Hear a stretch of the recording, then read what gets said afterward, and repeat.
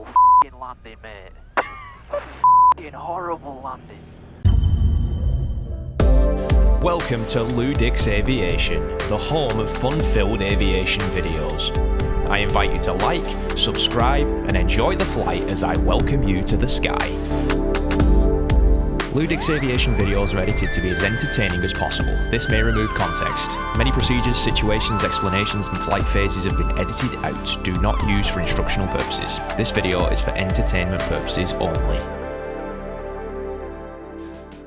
When you think of pilots, you probably associate them with these heavy, bulky sunglasses that don't fit well under headsets. Well, I'm here to tell you about a sunglasses company that you should be associating with pilots. Flying Eyes. Yeah, pick a set of Flying Eyes. What do you think might fit my style? The aviators fit you well last time. I know, but I'm just wondering about...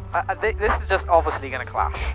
But yeah. I think it's going to have to be these again, isn't it? Yeah, do that. When we're flying, we need something stylish, yes, but we also need something functional, and that's where Flying Eyes come in. They are made by pilots, for pilots. They are flexible, so they're easy to slip on and off underneath your aviation headset. And the best part is, you don't lose your noise cancelling feature of your headset because they don't create a gap between your headset and your face. No, I heard everything you said then as well. Really? Why's that? There's no gap. See what I'm saying? So this means whatever style of Flying Eyes that you pick, they sit comfortably around your face so you can do more of what you enjoy.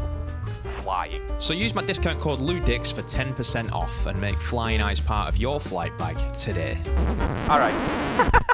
Back to flying. Back to actually flying. We're going to stick around in the traffic pattern for a second. Give me that pre-takeoff checklist. Yeah, takeoff briefing. Complete. Seatbelts and flaps. On. Fuel pump. On. Mixture. On. Carb heat. On. No, it is off. Pitot heat. It is off. Heading, altitude bug. Yep. Landing light. Yep. Doors and windows. Yep. Time. Cool. First time flying a Cherokee for ages, mate. I can't tell you the last time I flew one. So that should fill you with the utmost of confidence. Ailerons into the wind. Here we go. Heels into the floor. We're all set. Alright, airspeed to live gauges are on the green, holding centre line. There's 59, there's 60. Alright, 65. Rotate. Welcome to the sky, man. Alright boys and girls, I've cut to this camera because it shows just how much the aircraft is being battered by the gusty winds today. Couldn't have picked a better day to get back into the PA-28 after a long time. Alright, we're climbing at VY, 79. Okay, this is going to be fun for landings.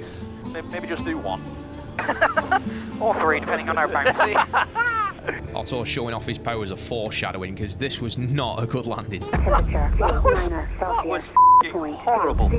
I usually like to share the positive parts of my flights with you, but I think there's something to be gained from showing you this one. Mainly laughter, so get your popcorn out, splurge it with butter, because there's no butter on this runway, I can tell you that. I know you're not a massive fan of Pipers, but this is beautiful. Now, if all Pipers I flew were like this, I'd be well on board for buying an up to your standard. No, I love the yoke on it. Yeah. I love the look and feel. It's so spacious, you know. It is spacious. Seats are comfortable in this particular one as well. Yeah, seats are comfortable. Yeah. Now this is the Pipers that I would be very comfortable flying.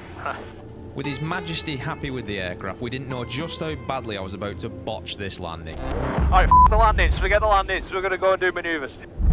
Falcon traffic, Cherokee 829 Juliet Sierra, right downwind runway 15, touch and go. Popcorn.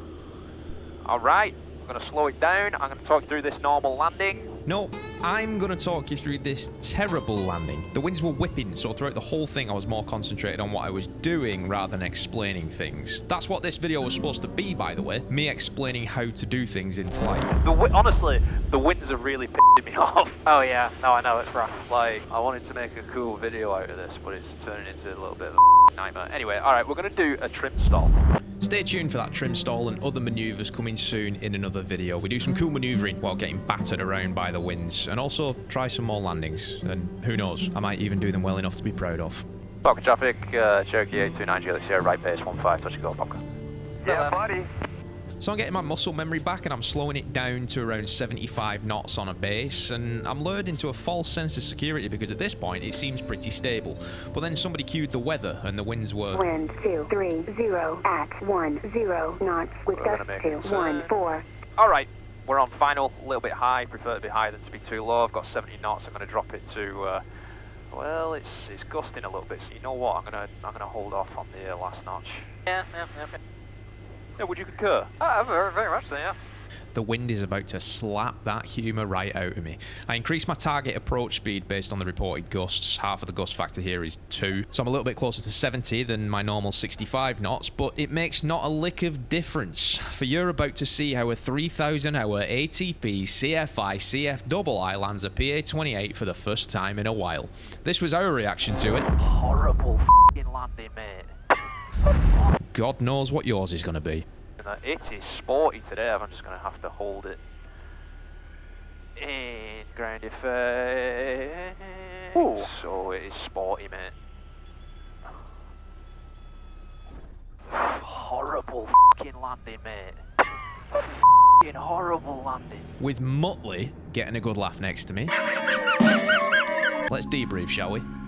In ground effect. In ground effect, you can see just how much I'm being thrown around by the winds. I'm doing my best to tame it, but it's the picture of instability. Then right here, I get blown upwards and I don't do a thing about it. Here you can see just how much I'm pitched up, and when it plays back, look at how the pitch of the aircraft doesn't change. I've ballooned and I'm not doing a thing about it. There's 2 things you can do in a balloon: add power and lower the nose to restabilize, or go around. I did something that I call becoming a passenger, and I just held the nose where it was in the balloon, doing nothing to change it. What goes up must come down, and this is the outcome. I wouldn't consider it dangerous to the health of the aircraft, but it's well below the standards that I hold for myself. I'll play it again for you so you can see the balloon in real time.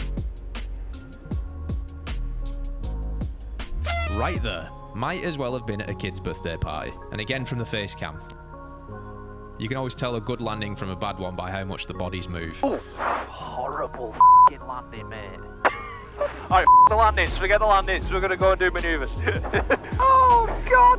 While I can laugh at myself and my performance, there is a deep lying sense of disappointment in myself. And as much as I'm joking about leaving the area to do manoeuvres, it was a calculated decision. The situation is such that the winds are whipping, and me being me, I know I'll start to over-focus on doing something exactly how I set my mind to doing it. Today is not the day to be stretching any limits, and I need a cool down period before retrying my landing in a Popka. For what it's worth, I don't believe there's any shame in performing below standard. No matter what level of pilot certificate you hold, we're all human, and sometimes don't perform well. The shame comes from not taking the necessary steps to right what is wrong, and in this instance, my road to redemption starts with taking a step back from landings and focusing on something else. That something else is a set of manoeuvres, which you'll see in the next video on LewDix Aviation. Without the use of this, these have become jammed or snapped.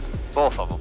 Yeah. Yeah, in these conditions. Good stuff. Let's do a 180-degree turn to the right, while also descending, as if we're coming into land. Roger. We'll go down to 2,000. 2,000 feet. Can you bug 2,000 feet, please?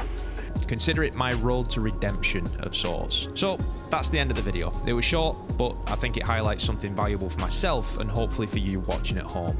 Have you ever had to go away and regroup before trying something again? Ever found yourself operating at standard below what you're capable of? I'd love to hear about it in the comments section. I'll see you down there, and I'll see you in the next video. Thanks for watching. Temperature, -, That was Celsius, horrible. 0.